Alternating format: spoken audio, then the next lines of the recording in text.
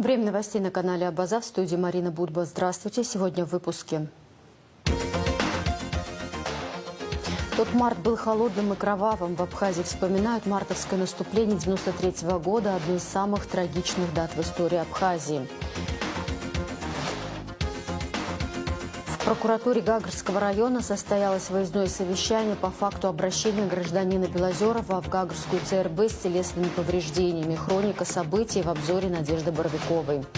В защиту самых уязвимых создана консультационно-справочная служба при аппарате уполномоченного по правам ребенка в Республике Абхазия.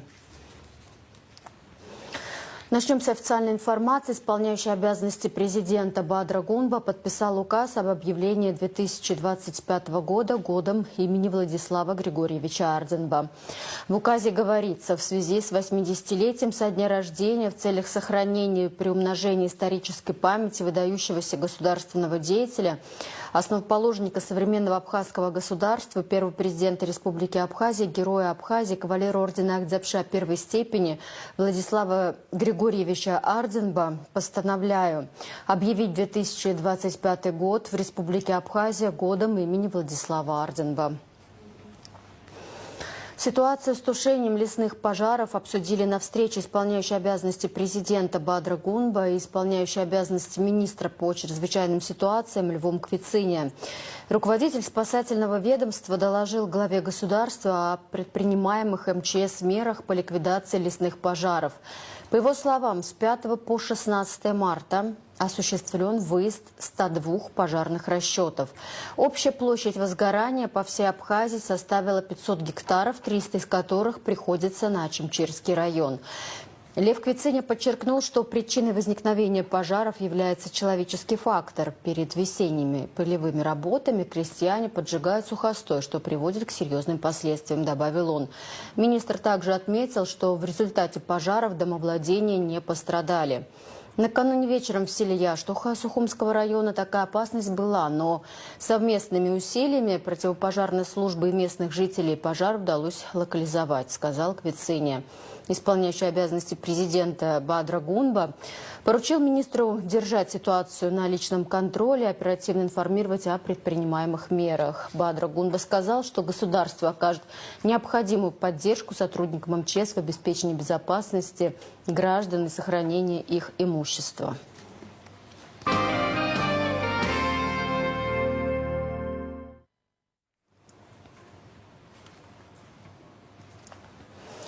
Мартовское наступление 1993 года – одна из самых трагичных дат в истории Абхазии. 222 бойца абхазской армии погибли в ходе этой операции в ночь с 15 на 16 марта. Освободить Сухум, как было запланировано, не удалось. Эта дата стала переломной в ходе войны. Поражение в бою могло подготовить победу в войне, но повысило ее цену ровно на 222 жизни. 15 и 16 марта в Сухуме прошли памятные мероприятия, посвященные этой трагической дате. Подробности в специальном репортаже Марианы Котовой. Это сегодня жаркая Игуместа обнажает крупные валуны даже по центру русла. А 32 года назад она несла бурные воды сквозь туман. Те, кому довелось перейти Гуместу в те дни дважды, не могут забыть, какой мутной она была. Хотя и вспоминать этого не хотят. Тот день вообще другая речка была. И погода другая была. Ни солнце, ни это. И вот это у нас все здесь произошло. Еще туда ниже, вот туда, вот в этом районе. Обратно тоже 16-го уходили? Нет.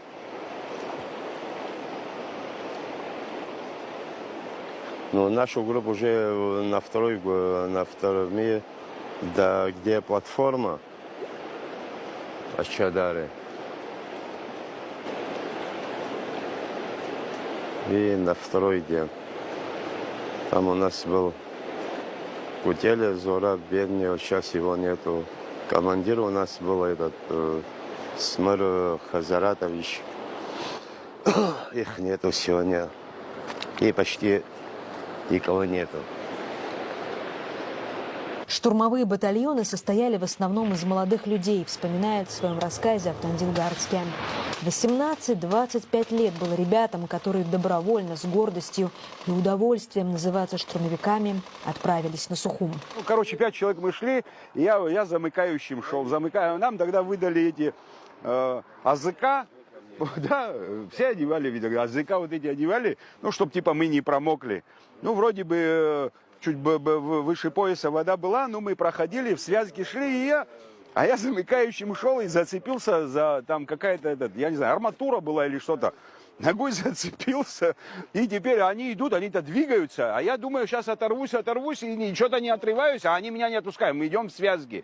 Меня не отпускают, а я наклоняюсь, я уже наклонился, вода зашла в мой язык, я начал уже как бы погружаться в воду. В итоге я им говорю, отпустите, чтобы я ногу вытащил. Ну вот так смешно мы, грубо говоря, перешли эту...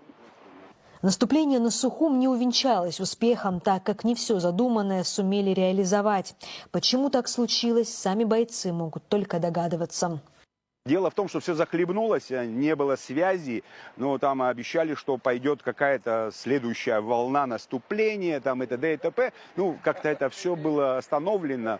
Вообще перед наступлением такая подготовка должна была пройти там со взрывами какого-то паровоза там, или, я не знаю, там состава там и т.д. и т.п. Все это, ну, у нас, мы вообще сюда, когда шли на позиции, у нас все это началось как бы с нашей базы позиции, не помню, мандариновой или цитрусовой, как-то называлась, в Пицундах. Там 13-го у нас боеприпасы взорвались там по определенным как бы причинам. Мы 14-го выехали в наступление. Были здесь 14-го, отменили 14-го наступление, мы вернулись опять. Потом 15-го пришли. Короче, ну, пару раз вот так мы... Ну, не все было уже как бы ладно, складно, как бы, ну, очень тяжело все это происходило. Ну, итог тот, который, как говорится... Организация была... Ну, мы не можем в этом судить, что это было, потому что у нас информации не было, какие у них планы были, что у нас. Но факт то, что был провал, да. Ну, знаешь, как это аналитики, пусть, как говорится, эксперты разбираются в этом. Ценой неудачной атаки стала жизнь 222 бойцов, самых молодых и смелых. Почти все они остались на оккупированной территории. Но их матери благословили живых на продолжение сопротивления. Гули Кичба потеряла в мартовском наступлении старшего сына. Но сначала узнала о ранении младшего. Для матери в дни войны узнать, что сын ранен, было самой хорошей новостью. С такими вестями женщины друг друга поздравляли. 16 марта меня все поздравляли, сказали: Дима ранен, Дима ранен. Но материнское сердце было тревожно. Его действительно ранили, очень серьезное ранение было пулеметное в левое предплечье. И знали, что можно сохранить руку, но не было таких средств во время войны в больнице. И на ампутацию тоже не решались, как бы знали нас. И мне дали машину, я его вывезла в Сочи. Но отец Арзамета и Димы не поехал с нами. Я даже тогда возмущена была. А он, бедный, тревожился, и я тревожилась, но не могла допустить, что мне казалось, что вот это то, что я должна была перенести. Но не могла допустить, что меня еще что-то страшное ждет. А на второй день, 17 марта, 12 часов снайперской пули на Гумисте, вот там, где у Зеленого дома, погиб мой сын. В акции, посвященной очередной годовщине мартовского наступления, приняли участие ветераны, школьники и представители власти. Они прошли по всем эшерским памятникам. Полностью специальный репортаж Марианы Котовой вы увидите после выпуска новостей. В эти трагические для Абхазии дни команда Варгонза в лице Семена Пегова вновь посетила Абхазию и специально для Рутуб записала исторический репортаж, в котором свидетели тех дней за большим политическим столом рассказали, как проходило то мартовское наступление. Это локальное поражение стало фундаментом будущей победы, рассказывает Пегов.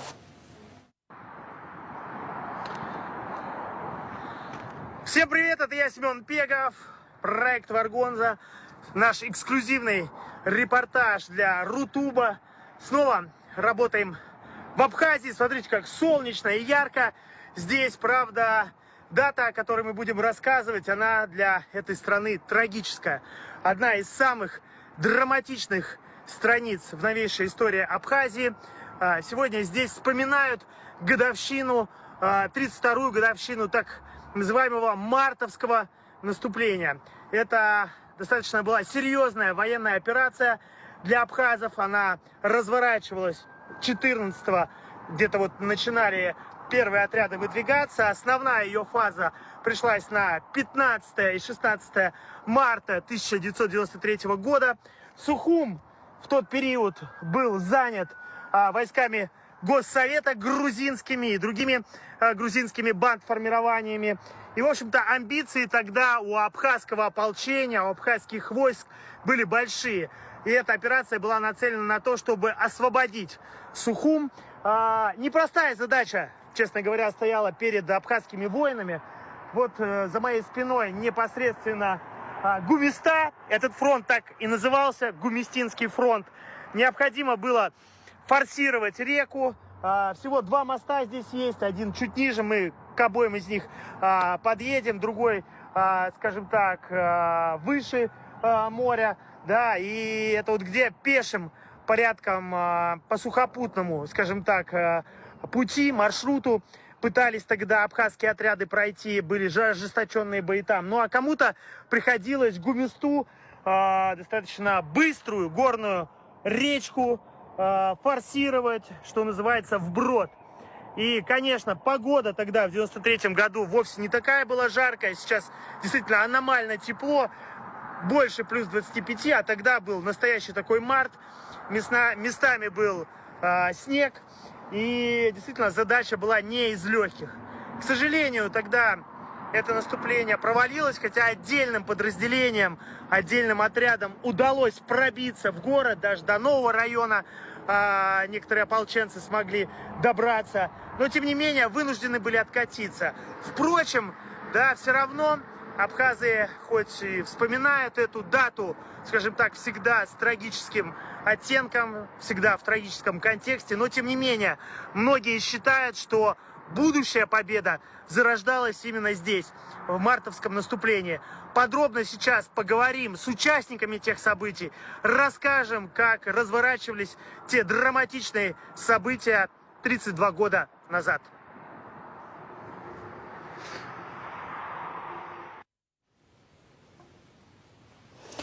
Большой репортаж команды Варгонза во главе с нашим коллегой Семеном Пеговым смотрите в нашем вечернем эфире.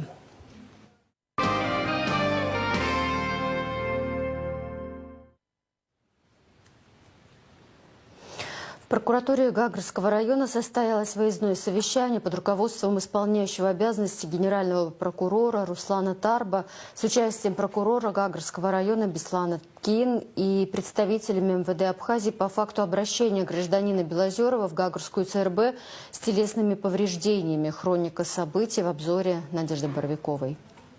14 марта в 2 часа дня в телеграм-канале информационного агентства Аяшара появилось сообщение о нападении на семейную пару из России, произошедшем накануне 13 марта в кафе «Аморе» в городе Гагра. Ссылаясь на собственные источники, Аяшара сообщила, что в результате конфликта с главой администрации Гагрского района Юрием Хагуш россиянин получил огнестрельное ранение. Спустя 2 часа на официальной странице «Курорт Гагра» в Фейсбуке было опубликовано опровержение. Информация о нападении на россиян и причастности Юрия Хагуш названа неприкрытой ложью, а информационное агентство обвиняется в систематической травле в адрес главы района. На следующий день, 15 марта, главный редактор Аяшара Нисфа Аршба отправилась в 4-ю больницу города Сочи, откуда сообщила, что пострадавший Константин Белозеров в тяжелом состоянии находится в реанимации.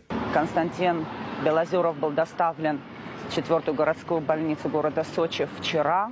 Ему была проведена операция. Состояние его врачи оценивают как очень тяжелое.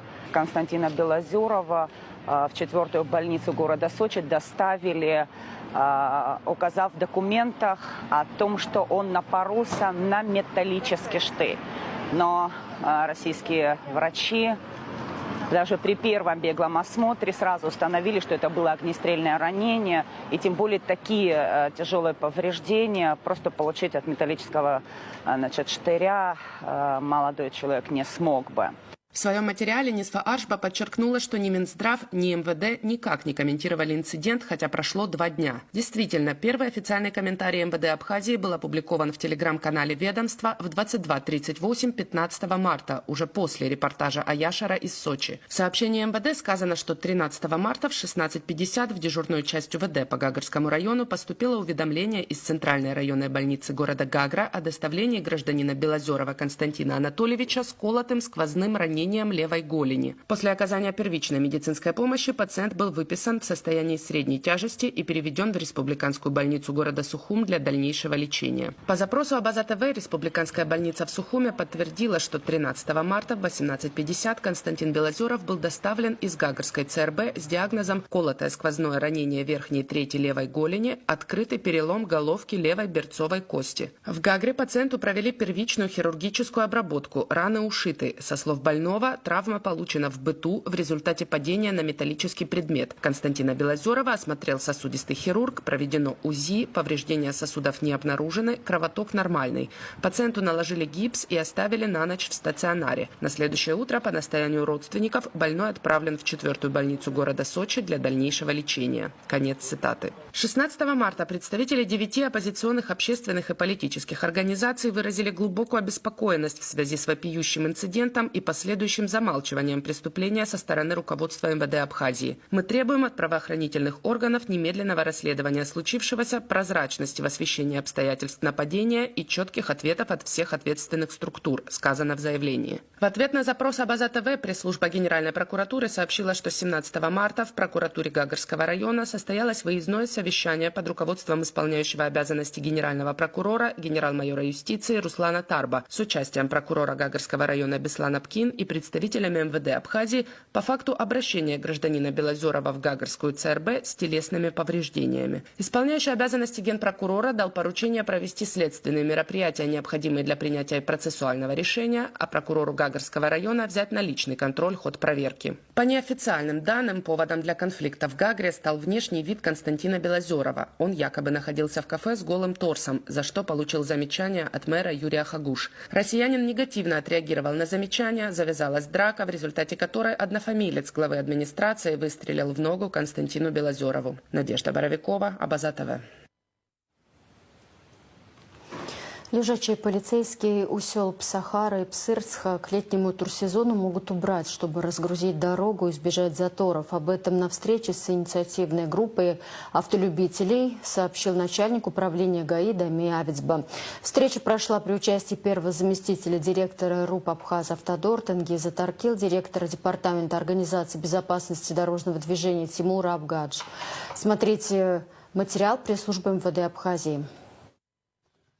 Начальник УГАИ МВД Абхазии Дамир Авицба принял инициативную группу автолюбителей, обратившихся с просьбой о возможных изменениях дорожной разметки скоростного режима на некоторых участках республиканской трассы. Встреча прошла при участии первого заместителя директора РУП Абхаз-Автодор Тенгиза Таркила, директора департамента организации безопасности дорожного движения Тимура Абгадж. Открывая совещание, Дамир Авицба выразил благодарность участникам встречи и отметил, что накопился ряд вопросов, требующих скорейшего решения.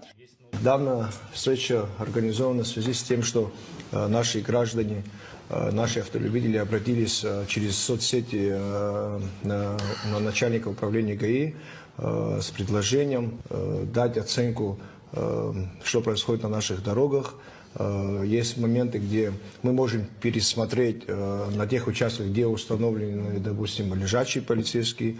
Вы сейчас прекрасно знаете, приближается летний курортный сезон. Количество транспорта на наших республиканской трассе в разы добавится.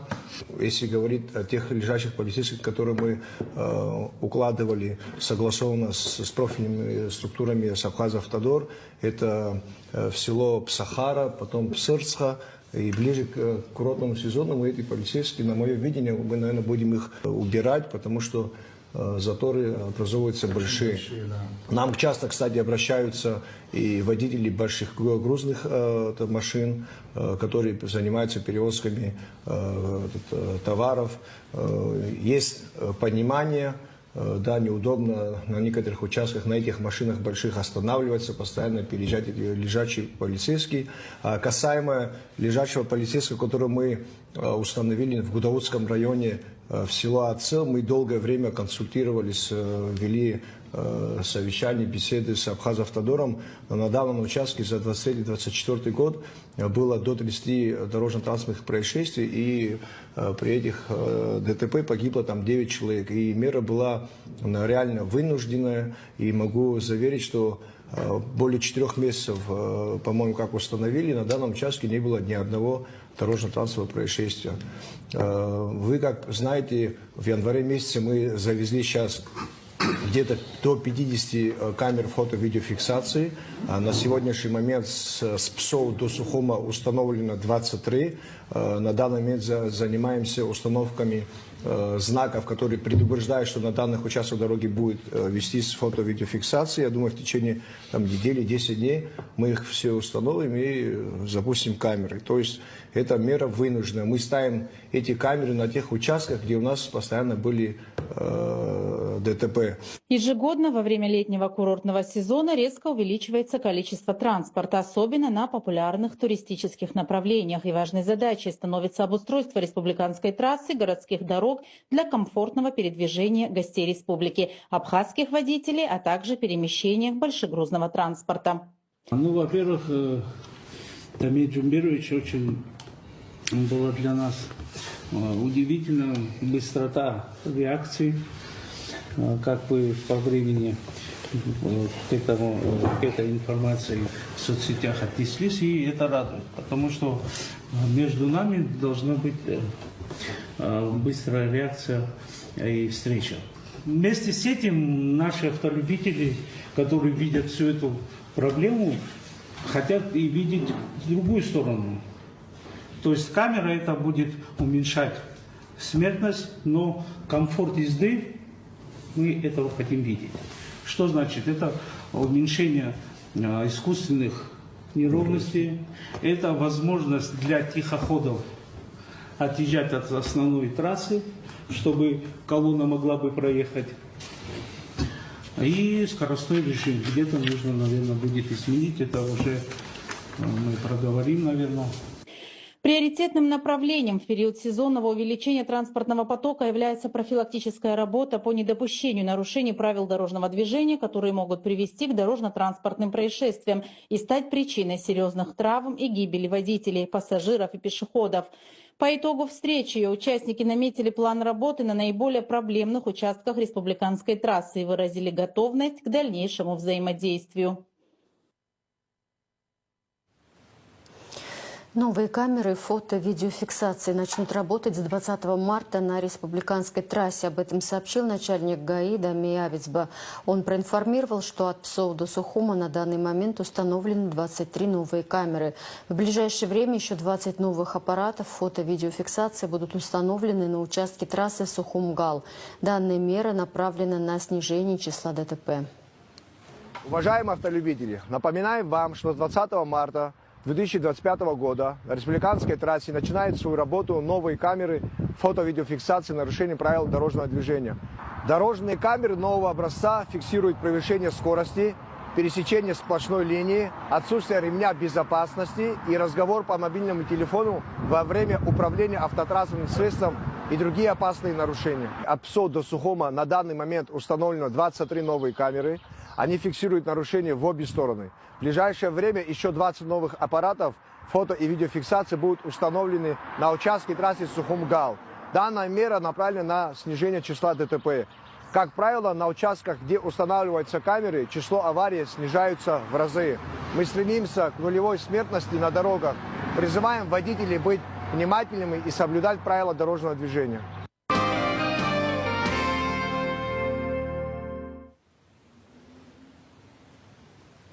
Российские врачи осмотрели около 7 тысяч абхазских школьников с 12 февраля в рамках масштабной диспансеризации. В 4 бригадах работают по 12 российских медиков, рассказала спутник детский хирург Екатерина Романова.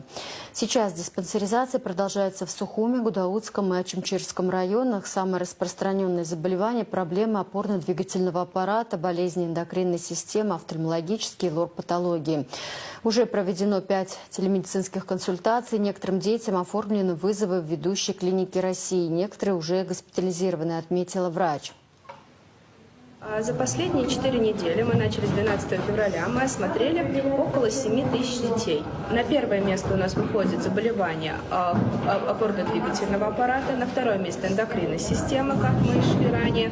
На третье место у нас проблема офтальмологического плана. Также есть заболевание лор-патология. Уже проведено 5 телемедицинских консультаций. Некоторым детям уже сделаны вызовы в ведущие клиники Российской Федерации. Некоторые дети уже госпитализированы в эти клиники.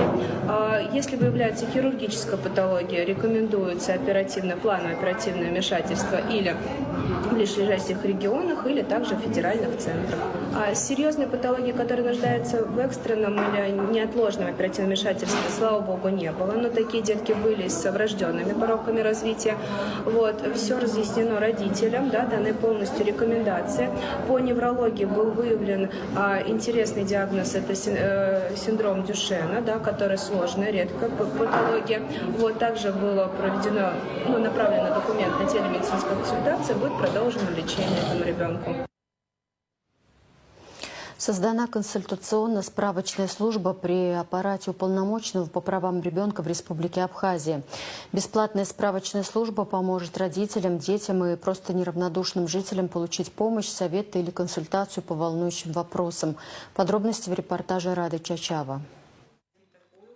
Оказание психолого-педагогической, методической и консультативной помощи родителям, сталкивающимся с проблемами или сложными жизненными ситуациями, предоставление актуальной юридической информации или поддержка детей в решении проблем, защита прав самой уязвимой группы населения – важная часть работы аппарата уполномоченного по правам ребенка. Теперь каждый житель Абхазии сможет позвонить по бесплатному номеру и получить помощь. Периодически в наш аппарат обращаются люди по вопросам, которые не относятся к защите прав ребенка, к нарушению его прав. Мы часто консультируем, перенаправляем, общаемся, иной раз даже сопровождаем. Для того, чтобы облегчить такую помощь людям, мы решили создать такую службу, как можно получить помощь. Необходимо набрать короткий номер 3535 в рабочие часы с 10 до 17 часов. Любой освободившийся консультант ответит на звонок, либо перезвонит, если он не успел поднять на звонок. Круг вопросов, по которому жители Абхазии от мала до велика могут обратиться за помощью или консультацией в аппарат уполномоченного по правам ребенка, довольно обширен. Сотрудники центра обязательно помогут каждому. Круг вопросов, по которым можно обращаться в консультационную службу, это вопросы касаемо семьи, детства, нарушения прав ребенка. Это вопросы получения пособий многодетным семьям, вопросы получения медицинской помощи, по вопросам получения образования. Различный круг вопросов, которые возникают в семье, где есть дети. Даже те вопросы, которые не будут касаться аппарата уполномоченного, мы будем делегировать, сопровождать и следить за тем, чтобы помощь была адресно получена. Обращаюсь ко всем, кто меня слышит, если есть какая-то проблема, если это касается ребенка в особенности, не замалчивать, не справляться самому с теми задачами, с которыми вы не можете справиться, обращаться в консультационную службу. Мы обязательно окажем сопровождение, предоставим всю необходимую информацию и поможем в рамках возможностей аппарата и в рамках возможностей консультационной службы. Если ваш ребенок столкнулся, к примеру, с буллингом в стенах школы, специалисты готовы подсказать пути решения возникшей проблемы, равно как и проконсультировать по вопросам юридического сопровождения родителей. Добрый день. Вы набрали в справочно-консультативную службу при аппарате уполномоченного по правам ребенка. Опишите, пожалуйста, суть вашего вопроса. Вы говорите, что ваш ребенок сталкивается с буллингом в школе. Тогда мы поможем вам обратиться с письменным обращением к дирекции школы, а также подключить психолога для работы с ним. Несомненно, это является очень важным вопросом, так как ни один ребенок не должен самостоятельно проходить через такое. В случае необходимости дополнительной информации вы всегда можете обращаться к нам за дополнительной поддержкой. Я правильно вас поняла? Вы хотите узнать, как оформить опекунство над ребенком.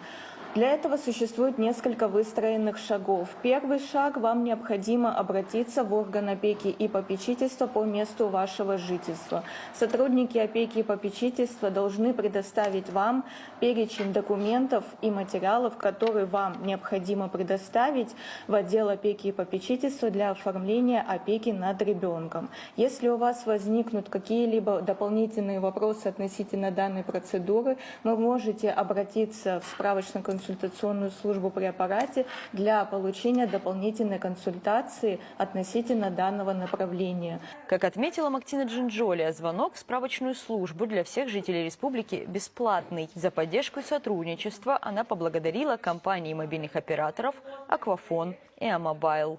Обратиться в консультационную службу аппарата уполномоченного по правам ребенка можно по номеру 3535 с понедельника по пятницу с 10 утра до 17:00.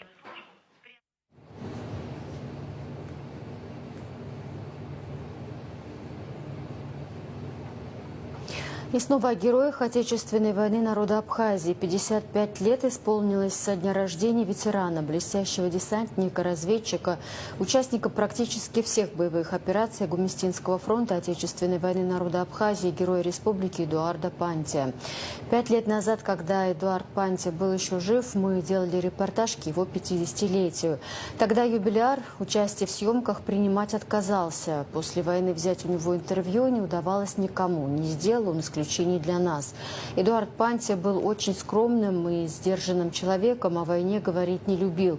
В том очерке 5-летней давности в честь юбилея Эдуарда Пантия о нем рассказали его друзья и сослуживцы. Герой Абхазии Эдуард Пантия родился в 1970 году в городе Ткварчал, но школу вместе с родным братом и сестрой окончил в Сухуме. В конце 80-х Эдуарда призвали в армию, служил в воздушно-десантных войсках под Москвой. После службы поступил в строительно-инженерный, но успел проучиться только год. Свой боевой путь Эдик Пантия начал в первый день войны на Красном мосту. Здесь же 15 августа первым раненым помогала Надежда Ашуба, но с героем Абхазии познакомилась только несколько месяцев спустя. С Эдиком я познакомилась, когда вот нас перевели в школу. Там была резервная рота была, и вот там вот среди ребят я впервые увидела этого мальчика, я могу сказать, потому что разница между нами была, ой-ой-ой, 15 лет это немало. Тоненький, высокий, худенький и очень серьезный. Чаще так это незаметно улыбался, когда с ним разговаривал, но чтобы вот совершенно не болтливый, не болтушка с ним, чтобы его поговорить, надо было немножечко усилия приложить. Это не был человек, который сразу вспыхивал. Нет, очень сдержанных эмоций был. Да почему был? Он и сегодня такой же. Первый раз Эдик Пантия отличился в конце сентября 1992 года во время танкового прорыва. Грузинская техника тогда прошла в Нижнюю Эшеру. Молодой десантник блестяще отработал задачу. Подбил 2 танка и 1 бронетранспортер. Приблизительно в то же время он познакомился с Ахрой Бжания. Первое, что меня удивило, поразило, это его молодость. Лет 20 было, может быть, я сейчас не помню, может даже меньше, или там, на год, может, больше. То есть он совсем молодой человек, такие мысли возникают, ну, что вот здесь молодежь делать, может быть, там вся жизнь у них еще впереди, где-то побыли бы, я не знаю, в тылу, там где-то помогали бы. Но потом я понял, и не только я, многие поняли, что вот эти вот ребята в критической ситуации, что ли, вот эта молодость, которые нам кажется молодость, на самом деле это уже совершенно взрослые люди. 20 лет, оказывается, это человек, который принимает очень трудные, ответственные решения за себя, за другого. Там на фронте, глядя на Эдика и таких ребят, как он, я это понял. Боевой путь Эдуарда Пантия поражает. Немного, пожалуй, найдется ветеранов, которые бы принимали участие во всех операциях без исключения. Эдуард Кубахия был комиссаром разведроты. Познакомился с Эдиком Пантия после январского наступления. Вместе они освобождали Сухум. Эдик начал свой боевой путь с Красного моста. Один из последних, который вышел из Сухума, один из последних, который был на позициях у Универсама, и один из последних, который оттуда и вышел. Я знаю, что он принимал участие во всех операциях. Первое – это вот Данковый прорыв, потом было январское наступление, он переправлялся к месту, был там, на той стороне, там очень много ребят погибло в это наступление. Очень тяжело с боями, он вышел оттуда. Мартовское наступление, форсировал Гуместу, поднялся на Ахвилк-Сахвилка, на Цугурок, в бой 3 дня там на вражеской территории, возвратился назад. Потом была сформирована разведрота, он командовал взводом, что ли, я сейчас не помню, да. Была спецоперация на территории противника разведывательная, там он принимал участие. Июльская операция, сентябрьская операция. То есть я вообще не знаю ни одной такой операции, и между ними каких-то операций, не просто там где-то сидеть в окопах там или что-то, хотя это тоже нужно на позициях. Но вот конкретно в тактических операциях с боестолкновениями, с колоссальным риском, с четко поставленным командованием целью. Полностью специальный репортаж Надежды Боровиковой об Эдуарде Пантия смотрите в нашем вечернем эфире.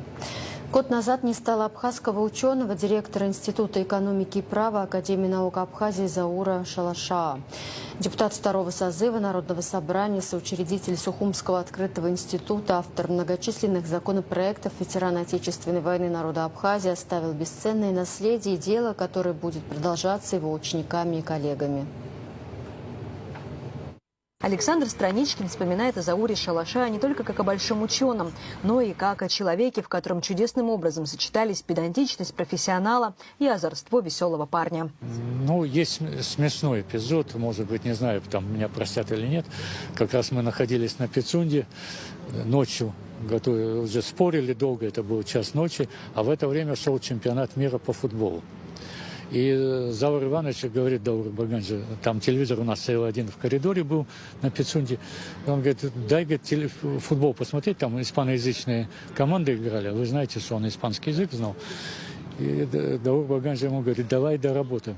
И он ему говорит, что я у тебя в тюрьме сижу. Но это шутка, которая вот так вспоминается. Как говорит Александр Гулия, в СОИ не проходило ни одно праздничное мероприятие без участия Заура Ивановича. Он всегда помнил о днях рождения всех сотрудников и обязательно оказывал внимание именинникам. Он был хороший товарищ, внимательный был.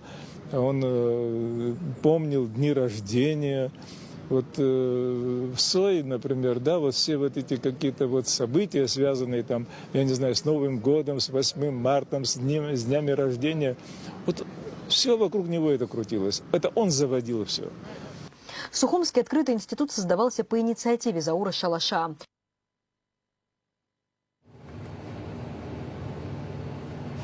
Специальный репортаж нашего канала, посвященный памяти Заура Шалаша, смотрите в нашем вечернем эфире. Немного о спорте. Новый футбольный сезон в Абхазии откроется 20 марта матчем за суперкубок между Ачимчирским Эрцаху и Сухумским Нартом. Прошлый сезон завершился победой Нарт в чемпионате по футболу, а Эрцаху завоевал Кубок страны. Погода во второй половине марта в Абхазии ухудшится. Ожидается мокрый снег с дождем. Температура ночью будет минусовой, а пик снижения градуса придется на 23-24 марта, сообщила в интервью «Спутник» метеоролог Диана Трапш. Дневная температура будет достигать плюс 10. А сейчас о погоде на завтра.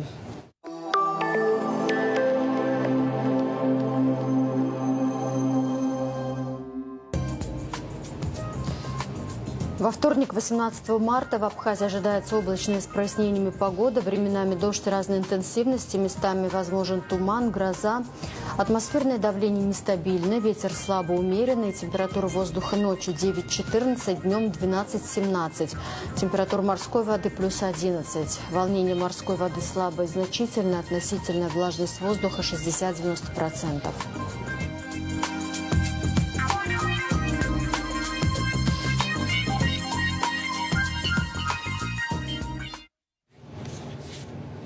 На этом пока все. За развитием событий следите вместе с нами. До встречи.